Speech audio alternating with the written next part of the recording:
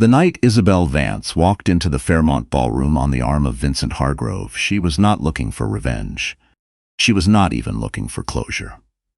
She had stopped wanting those things somewhere between the second miscarriage and the morning she found the hotel receipt tucked inside her husband's blazer. The one she had pulled from the dry cleaning bag because she was still, even then, doing small things for him out of habit. That was 8 months ago. Tonight, she was here because Vincent had asked her to attend as his guest, and because her lawyer, Claudette, not that Claudette, a different one, her Claudette Ossie, had told her to stop hiding in her house in Little Portugal eating soup alone and act like the woman she actually was. She was wearing the slate gray gown she had bought for a gala she never ended up attending because her husband had needed her at his office that night. She had never returned it. She was glad now that she hadn't. Vincent Hargrove had said very little when he picked her up. He had looked at her at the door, nodded once, and said, "Good." That was enough. He was not a complicated man in the ways that mattered. He was direct in the way that people with real power tended to be. Not because they had nothing to prove, but because they had already proved it. The ballroom of the Fairmont was dressed for the annual gala of Hartwell Capital Group, which was the kind of event that got written up in the business section of the Globe and Mail and talked about in Bay Street boardrooms for the 2 weeks following. Crystal everywhere, flowers that cost more per arrangement than most people's monthly grocery bills. The low, continuous murmur of people who knew exactly what they were worth. Isabel had attended this event 4 times as a wife. This was her first time as something else entirely. She was not quite at the entrance when she saw him. She noticed Darren Vance the way she always had. Before she meant to, before she had a chance to prepare herself, he was standing near the bar at the far side of the room with a drink in his hand, laughing at something the woman beside him had said. The woman was tall, blonde, young in that specific careful way that requires considerable effort to maintain. She had her hand resting on Darren's forearm and he was letting her, and everything about the two of them together had the practiced ease of people who had been doing this long enough that it had stopped feeling like anything. Isabel had seen photographs of them together.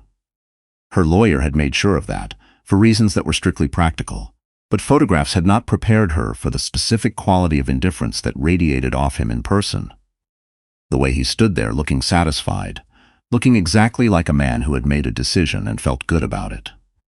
She had spent the better part of a year wondering if she had imagined things, if the receipts and the absences and the evening he told her she was too sensitive, and she had believed him, if all of it had meant what she thought it meant, or if she had constructed a story out of coincidence and anxiety and grief she hadn't known what to do with. She was not wondering anymore. Vincent placed his hand lightly at the small of her back as they moved through the entrance. It was not a romantic gesture, it was a steadying one. He knew, because she had told him, and because he was the kind of man who remembered what people told him. Darren Vance looked up. The laughter left his face so quickly it might never have been there. His eyes moved from Isabel to Vincent and back again, and in the half-second before he rearranged his expression into something neutral, she saw it, the thing she had not expected to see. Not anger, not guilt, fear.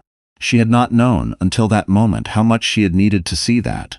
She did not stop walking. She did not look at him again. She let Vincent steer her gently toward the reception table, where 2 young women in black were handing out name cards and programs, and she accepted hers, and she breathed. "He saw you," Vincent said quietly. "I know," she said. "Are you all right?" She considered the question honestly, the way she had been trying to do with all questions since January. "Yes," she said, and meant it, which surprised her a little. The story of Isabel and Darren Vance was not, at its beginning, a story anyone would have found remarkable. They had met at a mutual friend's wedding in Niagara-on-the-Lake 11 years ago. Isabel was 31 and working as a senior architect at a mid-sized firm in downtown Toronto. Darren was 34 and had recently taken over as CFO at his family's commercial real estate company, Vance Property Group, which was profitable but unspectacular and run, mostly, on the strength of relationships his father had built over 30 years. Darren was charming in the specific way of men who have learned to be. He was attentive and quick and funny in the right moments, and he had a way of making whoever he was talking to feel like the most interesting person in the room. Isabel, who had spent most of her adult life being considered more competent than warm, found this disarming. They were married 2 years later.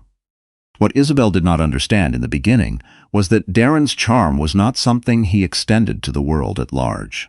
It was something he allocated strategically, the way a business person allocates budget, generously toward people from whom he wanted something, and with increasing economy toward people he had already secured.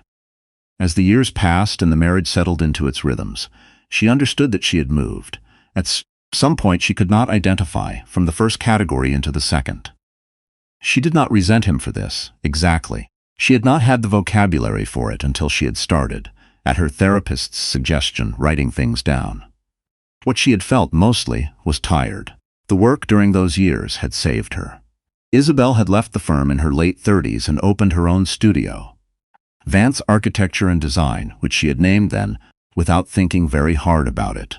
She had built the practice herself, client by client, almost entirely through reputation and referral. Darren had not discouraged her, but he had not been particularly interested either, except in moments when her work intersected with his. She had redesigned the lobby of 2 of his buildings and contributed to a third, and he had been grateful in a way that felt, somehow, like approval from a colleague rather than pride from a husband. She noticed, but she did not say anything. She was good at not saying things. The pregnancy that held longest 7 months, long enough that they had told people, long enough that she had painted a room, ended on a Tuesday afternoon in November, while Darren was in Calgary at a conference. He had come home the next day. He had been kind. She believed that he had genuinely felt it. But he had moved on more quickly than she had, and within 3 weeks, he was impatient with her grief. Though he never said so directly. He said things instead like, "We should think about next steps," and the doctor said, "There's no reason this has to keep happening, and it's not good for either of us if you keep dwelling." She had a recording of him saying that last one. She had not known, when she pressed the voice memo button on her phone that evening, that she was doing something that would matter. She had done it because she was alone a great deal, and she particular way of people who were systematically made to doubt themselves, that she could not trust her own memory. She had wanted proof of the things that were said to her, for herself, so that she would know she had not invented them. She had 9 months of recordings by the time she called Claudette. Claudette Ossie was 47, wore reading glasses on a chain, and had the particular stillness of someone who had heard every possible kind of difficult story and had stopped being surprised by any of them. She had been recommended to Isabel by a colleague. The first time they met, in a corner office on King Street West, overlooking the lake, Claudette had listened to Isabel for 45 minutes without interrupting, then said, "You've been very organized about this. That's going to matter." Isabel had not known, until that moment, how much she had needed someone to say that. The divorce proceedings had been unpleasant in the way that divorces always are, when one person expected the other to simply accept the terms they were offered. Darren had expected Isabel to accept his terms. She had not. The firm, her firm, the one she had built, was the point of contention. Darren's position, communicated through his lawyer, was that the studio had been developed in part through connections facilitated by Vance Property Group, and therefore represented a shared marital asset from which he was entitled to a portion. Isabel's position, communicated through Claudette, was that this was incorrect. What Darren did not know, what he had never been interested enough to learn, was that 2 years into running her practice, Isabel had formalized the intellectual property ownership of every project portfolio, every design system, every proprietary process her studio developed, not because she had anticipated this, because her accountant had advised it for tax purposes, and because Isabel, fundamentally, was a person who did things properly. Every design credit, every copyright, every portfolio document that Vance Property Group had used in their own marketing materials, the lobby redesigns, the commercial presentations, the award submissions, had been produced by Isabel's studio and was legally owned by Isabel's studio. Darren had used her work for 8 years to make his properties look better and his brand look more sophisticated, and he had never once asked about the paperwork.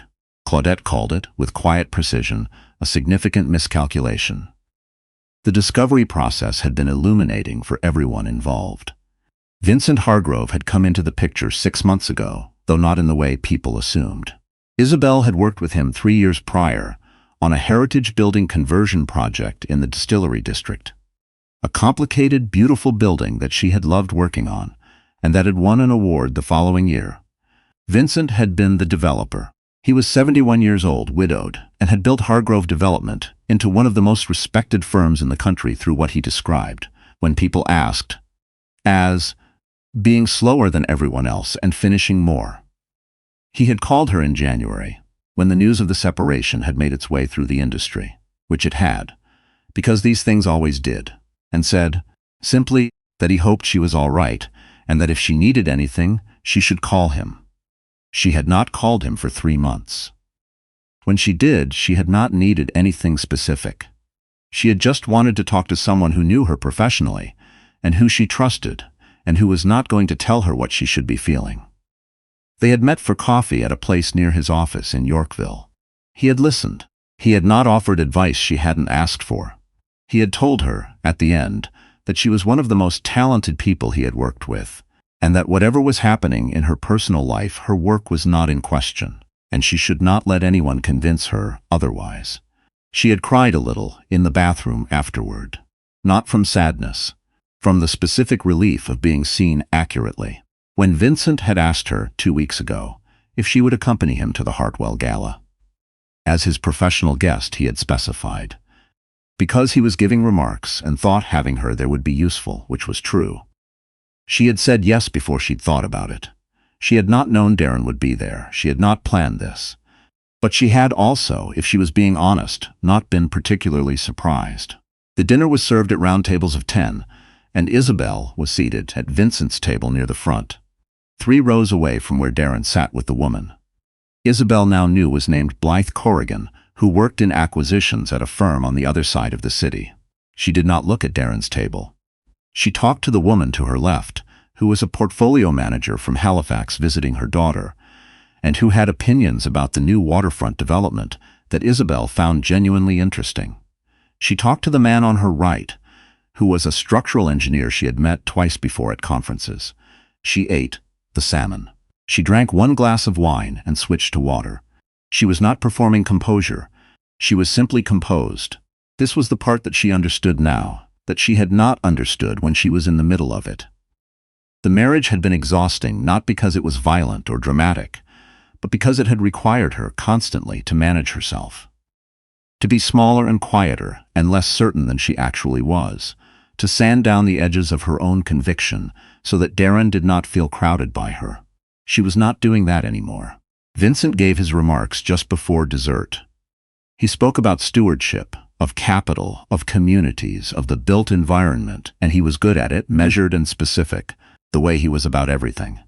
At the end, he mentioned the distillery project and credited Isabel by name, and she felt the particular warmth of being publicly acknowledged by someone who meant it.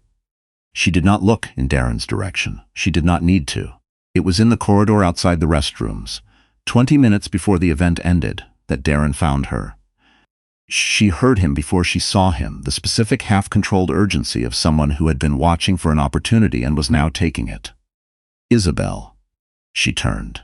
He looked, she noticed, less certain than he had at the bar. He had put his drink down somewhere. He was alone. "I didn't know you were going to be here," he said. "I was invited," she said. There was a pause. He did it, the thing she remembered. The slight tightening of his jaw, the recalibration that happened when he encountered a conversation he could not steer. "You're here with Hargrove," he said. "As his guest, yes, Isabel." He lowered his voice. "I think we should consider whether what's happening right now is actually in either of our interests." Claudette. He said the name with a kind of controlled distaste. "Has been making this very adversarial, and I don't think it needs to be." She looked at him. She thought about the room she had painted for a child who did not come home. She thought about the Tuesday in November and the phone call she had made to him from the hospital, the one he had let go to voicemail because he was in a meeting. She thought about 8 years of her work on the walls of his buildings, and his name on the award submissions, and the way he had told her she was being dramatic about the hotel receipt, because it was for a client dinner and she should know better. She had the recordings. She knew better. "I don't think this is the right place for this conversation," she said, and her voice was even, and she meant it. "My lawyer will be in touch, as she has been. Hargrove isn't going to protect you indefinitely," Darren said. There was something under the surface of it now, not quite threat, not quite plea, the specific tone of a man who is running out of moves. "Once the project wraps, you're going to be on your own with this, and the terms I've offered." "The terms you've offered," she said very calmly, "involve me signing over partial ownership of a firm I built without your involvement, using intellectual property that is legally mine, in exchange for what you've described as a clean break." Claudette has explained in some detail why that offer is not something we're going to be accepting. He stared at her. She had the odd, clear sensation of being on the right side of something. Not triumphant, that wasn't the word. Something quieter. Like standing on solid ground after a long time on water. "Darren," she said, and her voice was not unkind, because she had decided some time ago that she was not going to perform bitterness for his benefit. "I have been reasonable throughout this process. I have not spoken publicly about our marriage. I have not made this difficult in ways that I could have made it difficult. What I have done is protect what is mine, and I am going to continue to do that." She paused. "I think you should go back to your table." He opened his mouth. He closed it. He went back to his table. Isabel stood in the corridor for a moment longer. She breathed. She heard the sound of the ballroom through the double doors. The low music, the movement of conversation. All of it going on exactly as it would have whether she was there or not. She thought, briefly, about the woman she had been 8 months ago, pulling a dry cleaning bag apart in her kitchen at 11 o'clock at night, already knowing what she was going to find and still not ready for the weight of knowing it. She had sat down on the kitchen floor, she remembered. She had not cried right away. She had just sat there with the receipt in her hand, and the house had been very quiet, and she had thought, with an odd clarity, "I have been here for a long time, and I have not been seen." She smoothed the front of the slate-gray gown. She pushed open the doors and went back in. The case was settled 11 weeks later outside of court. Darren Vance received what he was legally entitled to from the shared marital assets. The cottage, a portion of jointly held investments, and nothing from the studio. The portfolio rights remained with Isabel. The copyright registrations, the design credits, the proprietary work that had been used in Vance Property Group's materials for the better part of a decade. All of it had, in the end, belonged to her. Vance Property Group's board, once the scope of the IP situation became clear, had quietly asked Darren to step back from his executive role while they worked through the implications. Isabel's lawyer had not engineered this. It had simply happened, as things tend to when the facts become difficult to arrange around. Blythe Corrigan, for her part, had resigned from her position 3 weeks after the gala. Isabel did not know the specifics of why, and she had not asked. On the last day of April, Isabel signed the final documents in Claudette's office on King Street West, with the lake visible through the window, gray and enormous, and still carrying the cold of a Canadian spring. Claudette slid the folder across the table. Isabel signed where she was asked to sign. Claudette countersigned. They shook hands. Claudette, who was not a demonstrative woman, said, "You handled this with a great deal of dignity." Isabel thanked her. She took the elevator, down 17 floors, and walked out onto King Street and stood on the sidewalk in the thin April sun for a moment, with her coat open. The city was going on around her in the specific way of Toronto in spring. Still gray, still raw but unmistakably turning, the light different from what it had been even a week ago. She had a meeting that afternoon with a new client, a family looking to renovate a Victorian in Roncesvalles. She had a draft she had been working on. She had, in the last 8 months, taken on more projects than she had in the 3 years prior, partly because she needed to, and partly because she had remembered sometime around February that she was very good at her work, and that working was something she did for herself. She started walking east. The studio was 3 blocks away. She had taken it over a year ago, before any of this, when the old space had become too small, a storefront with high ceilings and east-facing light, and a small back courtyard that she used sometimes to think in. She had put her name on the door the way she should have done from the beginning, the name that was actually hers. Isabel Vance Architecture, not her married name. Her name, the one she had been born with, The one that had been on the awards and the journal features and the commendations. The one that had always been hers even when she had, for a while, let it be confused with someone else's. She had the key in her hand when her phone rang. "Vincent," said the screen. She answered. "I heard it's done," he said. "Signed this morning." A pause. "Good," he said, which was the thing he said when he meant more than the word contained. "Thank you," she said, "for the gala, for—" She stopped, because she was not entirely sure how to finish the sentence. "For being there, for knowing without being told, for treating her like a person with full standing." "You didn't need me," Vincent said, which was both entirely true and entirely not the point. "No," she said. "But it mattered that you were there anyway." She put her key in the lock and opened the door of her studio and went in. The morning light came through the east windows and lay across the drafting table in long, pale rectangles, the way it always did at this hour. There was coffee in the machine from earlier, still warm. There were drawings on the table. The Roncesvalles house, the old bones of it, all the potential she had already begun to see. She set her bag down. She sat at the table. She picked up a pencil. She began.